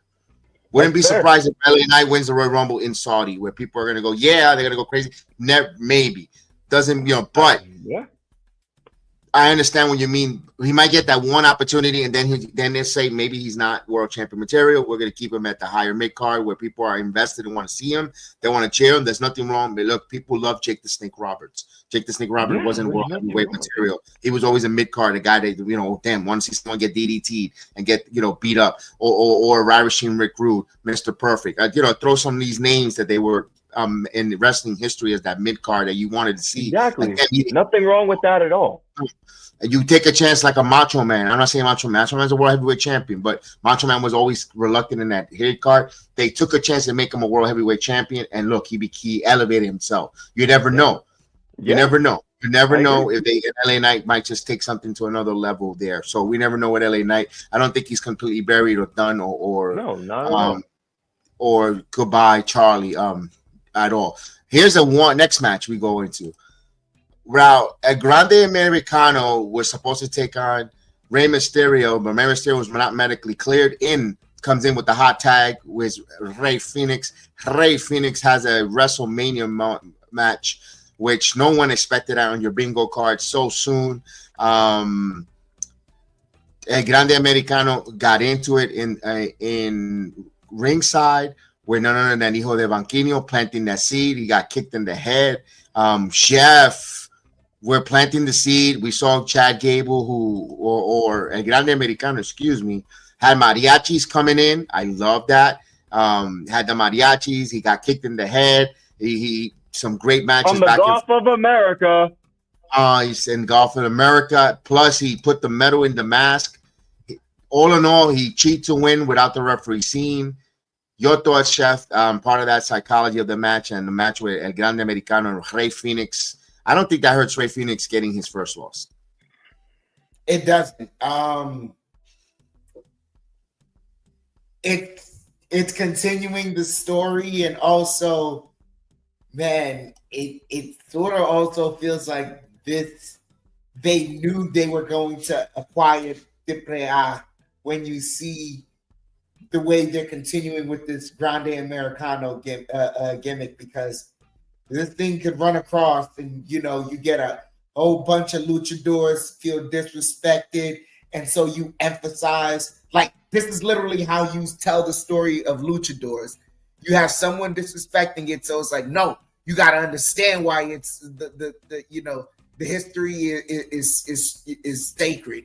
You got to diss that, whatever, and so forth and so on. And they're going to talk about Mil Mascaras and a whole bunch of, like, it gives you the chance for that. But yeah, I thought the gimmick was going to end tonight, but with the acquisition of AAA, I should have known better. Grande Americano won, and it was a great, solid matchup. Very technically sound. Rey Fenix continued to show how great he is in the ring. But Grande Americano just, he figured out a way. He did figure out a way, man. He figured out his way. Rey Fenix doing a great moveset out there. At the end, in gorilla position, pretty much almost hugged Triple H. Very gratitude. You could see those two, him and Penta, are very grateful and ecstatic being in the WWE. Like they savor the opportunity no matter what. Those guys are so thankful being there. Chris, viendo el Grande Americano, the mariachis, all the stuff in the match there. Hijo Banquinho, Phoenix they put on a hell of a match when the bell rang. But their match, this still continues because you still, Chad, aka Grande, is still going to be up against the whole Mexico, the luchadors now with AAA coming in. Yeah. So with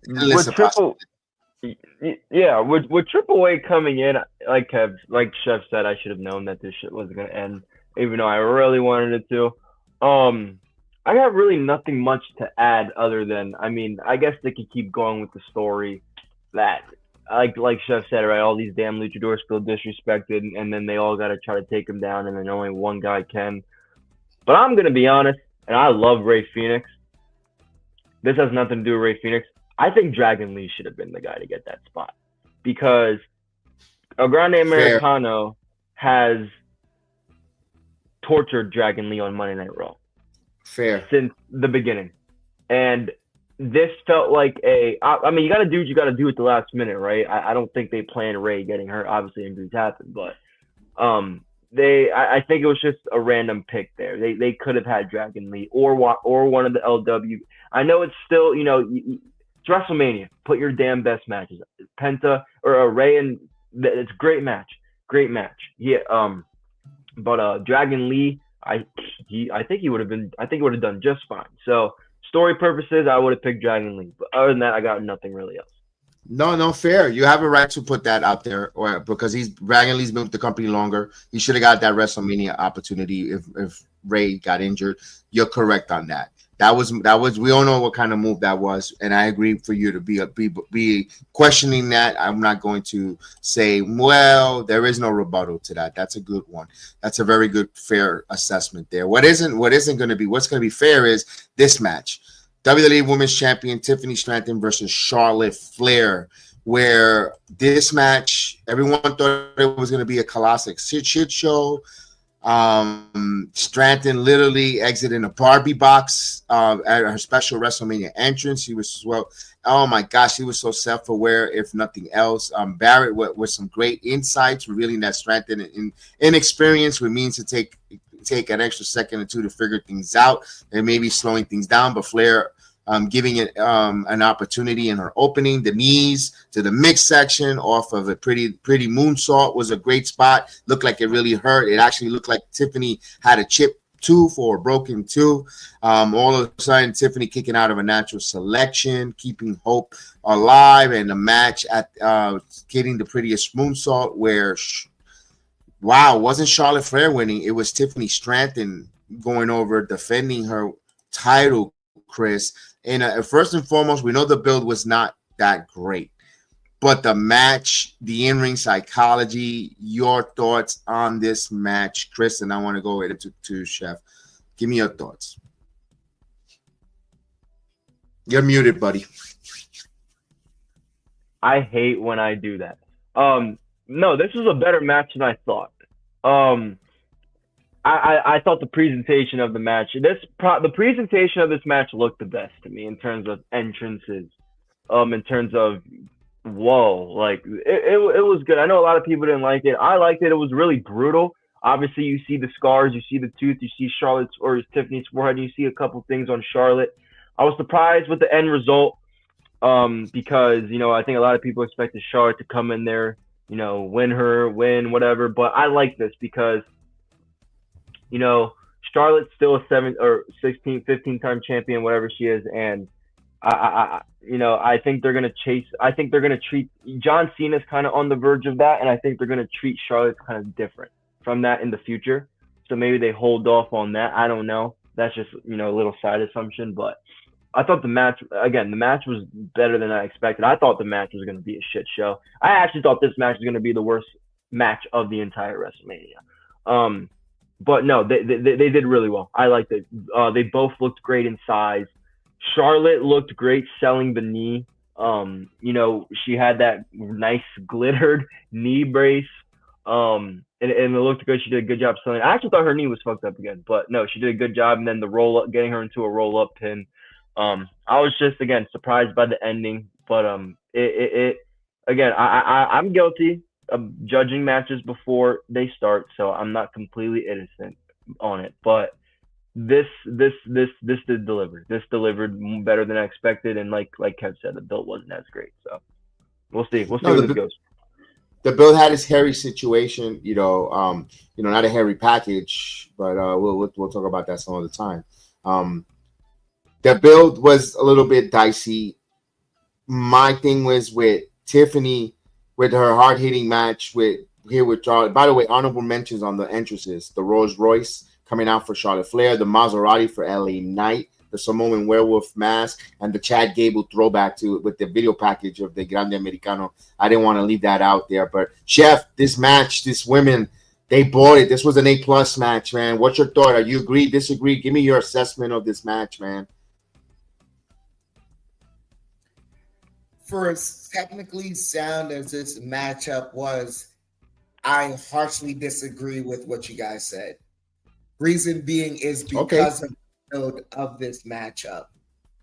When you look at it, yeah, there were chaotic moments, like,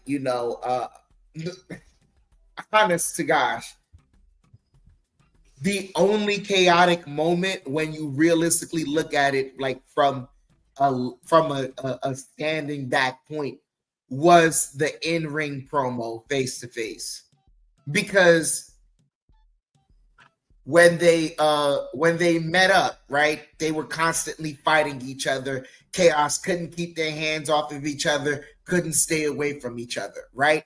Pure hatred. Then you had the video package, the camera by camera promo battle, which Charlotte won that completely. Then you have them brawling some more. Then you have the can't touch in-ring thing where Tiffany gets very personal for no reason at all. It was never like Charlotte got personal with her. She threw personal shots, which that was where the Harry situation happens, right? Then you get a brawl. You get to WrestleMania, and you give me a technically sound match. You guys aren't brawling again? You guys Chef, aren't... I was gonna say she lost a tooth, brother. That's during the course of the match. Like, that's a wrestling is wrestling type thing. Like Look at the forehead.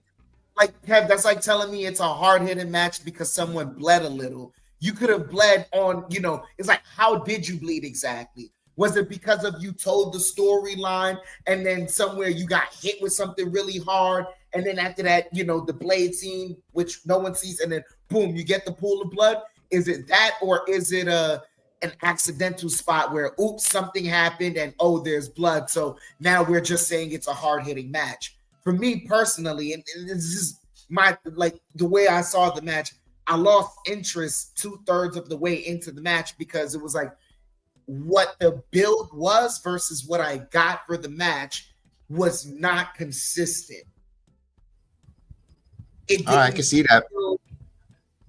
It didn't feel right. Not only that, based on the interactions that you guys had and the way that you guys have let me know the way you guys feel about each other, the one thing I'm not coming in to see is a technical matchup between you two.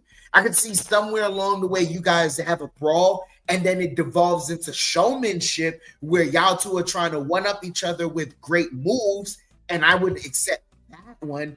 But this technically sound match was kind of boring to me, and it didn't make sense. Now here's what I'm gonna do. Here's a rebuttal on this. If I tell Chris, go get your girlfriend. I'm just saying hypothetically. Go get your girlfriend, and I ask you, come here and ask her, what do you see in this match? When you see this picture of Tiffany Stratton holding that title match, she looked like she's been through hell, beat it. Her face got mangled up. Her hair looks like crap. She got a knot on her forehead. The story here says that she went through hell on a battle, but I get it. We're analyzing because of the build of you're bringing in the build of the lead up, the promos. I get it, and the match itself within, but the picture could be deceiving because she looked like she went through hell fighting Charlotte. No, but then that's disingenuous because the result isn't based on what happened. Like, you're giving me a still shot of something versus what I'm telling you is like, dude, like, and you said it. It was a very technically sound match. They went with the knee, yeah. And yeah, but it was never something where like it was just straight like shots and brawl. Like, dude, they brawled each other. We saw it. Like, I'm not making it up. They showed us the potential for them to have all-out brawls, and it looked exciting. It got the crowd hot. So you mean to tell me you couldn't do any of that? We went into collar and tie elbows. But here, okay, I understand. Not through some quarter of the match, but throughout the match, they were trying to take each other's knees out. You don't think that was in brawl enough or physical? No, that like I consider that working a body part to get to the end result, but it was nothing heinous involved. Like it wasn't a heinous activity where it's like, oh, I'm taking advantage of something. If anything, I felt like what Charlotte messed up on something and then Tiffany took advantage of it. There was that, but it was never I'm purposely trying to take you out. Which even then, if you're going for the knee, like the way they brawled each other and the way Tiffany spoke of Charlotte, you're trying to take her out the game for good if you're going for that knee. It's not working you to tap. I thought she worked the knee where she was attacking Charlotte's knee on the brace. Maybe we saw something different, but we agree to disagree on that one. I thought I don't know how much more physical that's not their style of fight. Maybe, and I want to see who was the producer. I'll try to check the producer of that match. If anything like that, maybe an Abyss should have been the producer of this match with Tiffany and Charlotte. I'll say one last thing, right? And the reason why I'm feeling this way is because it's not only just the brawl where I'm feeling it fell short. And I'm not saying I'm not saying it's Tiffany's fault. In the way I'm going to phrase it now, it seems more so it could have been Charlotte's fault. the way Tiffany and Becky fought in their last matchup, that wasn't a technically sound match. That was brawls on brawls. That lets me know Tiffany can wrestle that style of match where it's not the cleanest and it's not the most technical, but I can give you a fight. Becky has the capability to wrestle that style of match and took Tiffany there, and Tiffany obliged. It was that matchup, I forget, that was a No Mercy card 2 or 3 years ago. And that was what we considered possibly the best matchup on that card. So I've seen Tiffany have the capability to give me a brawl style matchup where it's not clean, but God damn it, you made me feel emotion and feel like you hate this woman all the way through. Tonight could have been the same. Maybe she wanted to show that she could wrestle that level of Charlotte. If she would have went in there, muck it up, or done that. Oh, see, that wasn't Tiffany fought crappy against Charlotte, and because maybe that's what it is. Maybe that style of matches between them. She had to wrestle. She had to show the office or show that she could hang with a Charlotte, beating her at her own game.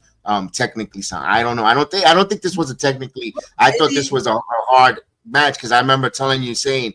I remember saying on the watch along, Tiffany's fought a hardcore style. She had matches with Wendy Chu, with some hardcore matches. Tiffany could get down and dirty. I remember saying that on the watch along, which was weird.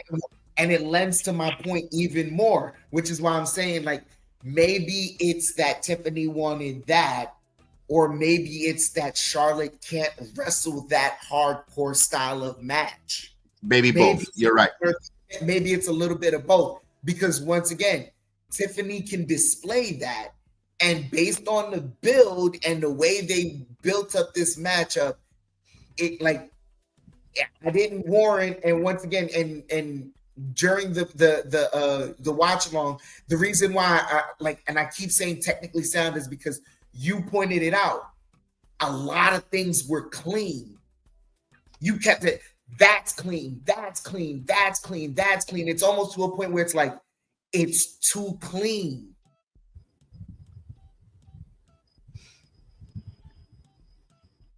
I was trying to say pulling on clean that I'm trying to give Tiffany credit that she can hang with a Charlotte before Charlotte. It goes, you see, Tiffany's not even that wrestler. Maybe I should have not said too much about that match. Here's the crazy part. Like, going into that matchup, I didn't have any doubt that Tiffany could hang in there with Charlotte. But I know you didn't, but the IWC and the rest of the world had that doubt. Yeah, maybe there was a world doubt about that, but I hope everyone coming out, like, if some people see it in my way of listening to it, like, I hope you, like, the people that saw it, they can vocalize and let the world know. Yes. It's never a worry that Tiffany could hang in there in the ring with Charlotte. If this whole build was a worry of anything, it was the promo battles. And Charlotte showcased that in their first interaction with each other on that side-by-side camera promo battle. Okay, Chris, let me get you in here. Any thoughts on that? What did you see a technical battle or did you see hard hitting? What's your thoughts before we get to the main event? I saw a little bit of both. Okay. I mean, Charlotte's style is really technical. It's hard, and Tiffany's style it's a little technical, it's a little gymny. So I could see where Chef alluding to, but I also thought Tiffany going after the injured knee of Charlotte while she's selling the injured knee in the match. I gotta go back and rewatch the spot on maybe where Tiffany might have lost her tooth, but Charlotte, she's known for the good super kick, so maybe she landed. Again, accidents happen, and I agree with Chef.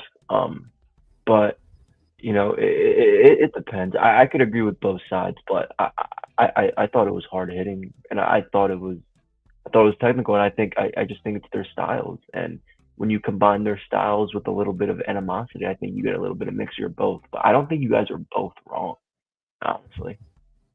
No, it's not about wrong. We're just trying to say which point of view we saw. I thought I saw this Yeah, kind of point of view. I no, that's what I'm saying. What I mean by that is, I mean, like, you guys, like, I could see both your guys' point of views. Is what That I'm we saying are by that. both argument. There's an argument to be Right. made on both ends on that. That's what I'm trying to say. Yeah. All right, let's get to the main event there. Of course, they told us the gate. Of course, 61,147. Shawn Michaels came out, let us know the gate. Of course, 60 plus. So you're looking like maybe over 120, 110,000 people that combined nights. Good for the WWE. Triple threat match. Seth Rollins, Roman Reigns, CM Punk. Let me get some images before we get to the whole logistic, because we got a lot to talk about that one. One of the big ones, seeing Roman Reigns walk out alone. Coming out alone by himself. It's like, whoa. Let me get the entrances real quick. If I got the video, the pictures up here. I got Heyman coming out with Punk. A little throwback for when they were younger, in younger days. Look at that younger Paul Heyman.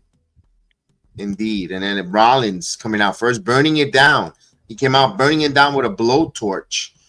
And then, of course, looking like the Messiah has returned. Easter Sunday anyway, too. Happy Easter Sunday, happy Resurrection Sunday to all that celebrate that. Of course, he is risen, and salute to everyone at Good Morning Wrestling here on the Sports Jedi Network. Appreciate you guys joining us, and let's get right to it, man. A match, years in building, years in making, where we are like, holy crap, the false finishes, the spots, and then again, an excellent video package, first and foremost, for Living Color, singing Curtis personality, live, great job there. Beautiful job, beautiful entrance for CM Punk, the best in the world.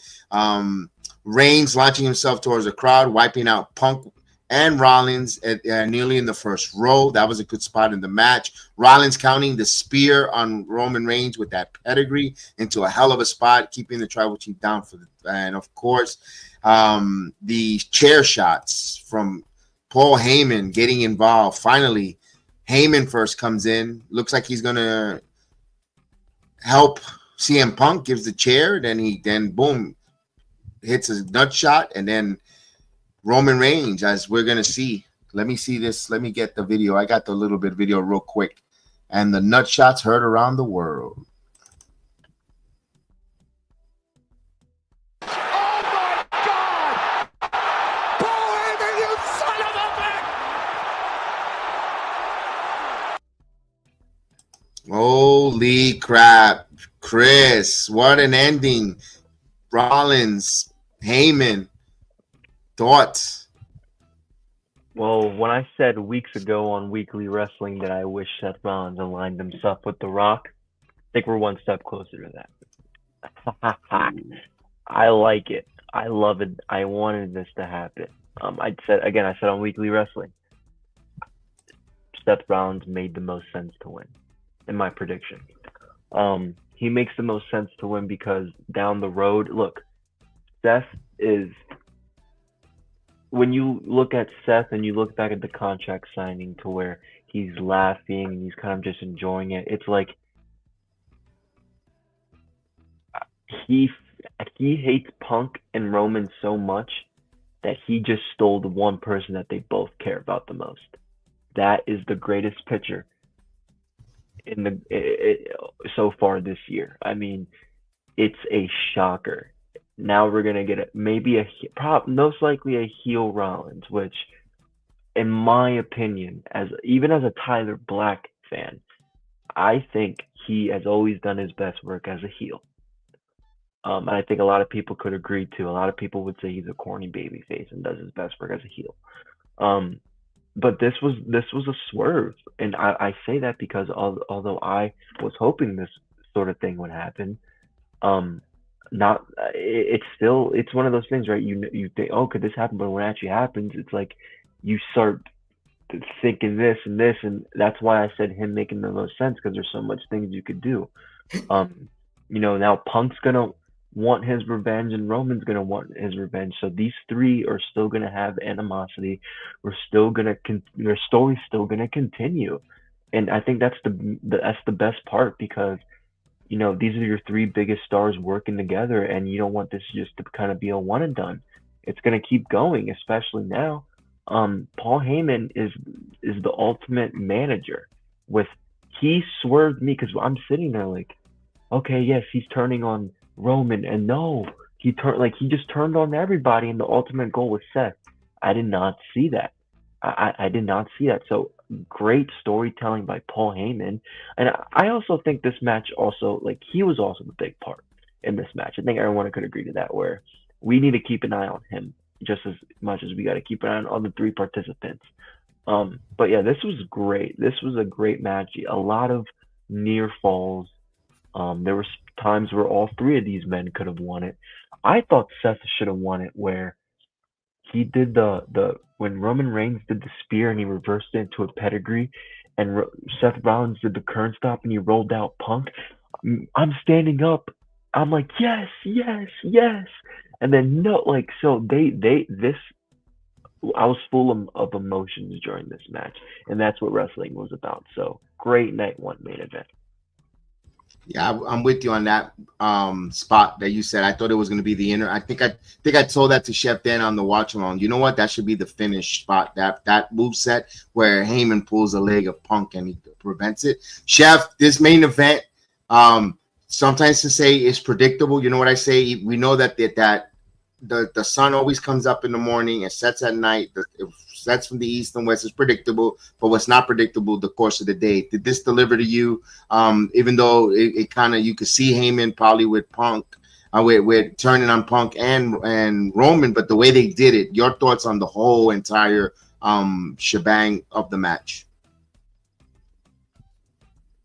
Heyman's got about 30 years of wrestling experience. 30 or 40? 30 years.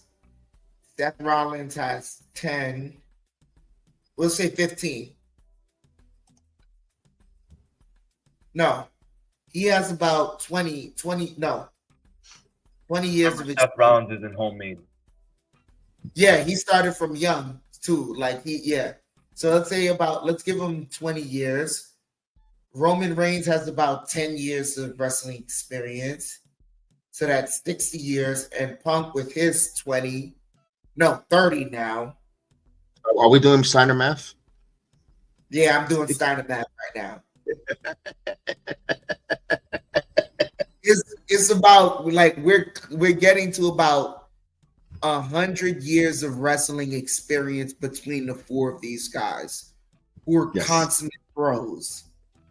And this is what happens when you leave that to their own discretion, along with responsible storytelling.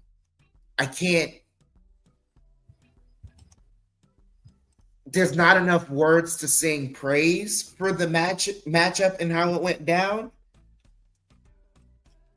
I don't have the adjectives, the good adjectives. I don't have any to describe the story and how it was played out.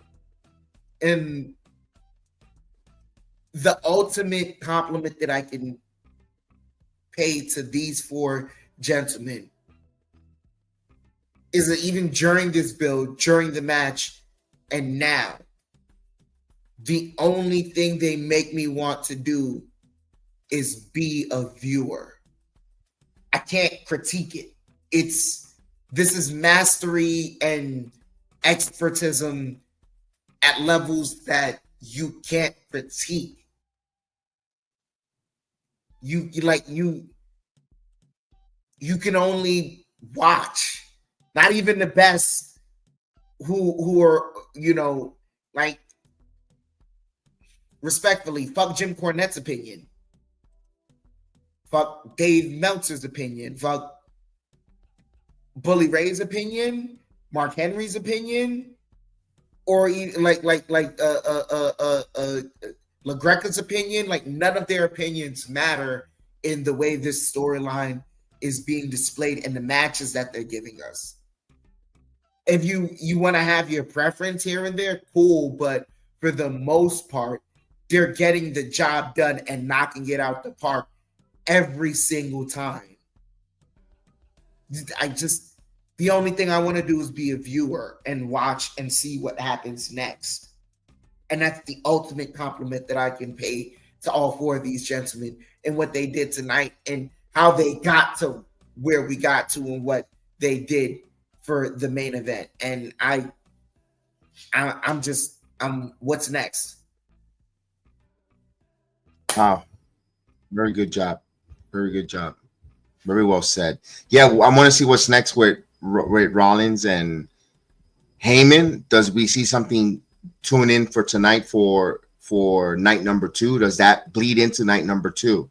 Like you were saying, Chris, is it The Rock involved? Are they selling their soul? Is Paul Heyman? We know him as a wise man, an advocate, a best friend. Is he a soul collector? Is that his new title? Is it Paul Heyman, the soul collector? We don't know. Yeah. So there's a lot of that out there. I know Chris came up with that. I want to make sure he gets his flowers and the acknowledgement on that as well as Heyman, the soul collector. What's next? We want to know what's going on with that. Where does Roman go now? He looked like, oh damn, I lost. I'm with nothing. The interaction with Jey Uso and him. Jey Uso with the World Heavyweight title and Roman. Is there some jealousy? Is there some stories coming out of that? We don't know.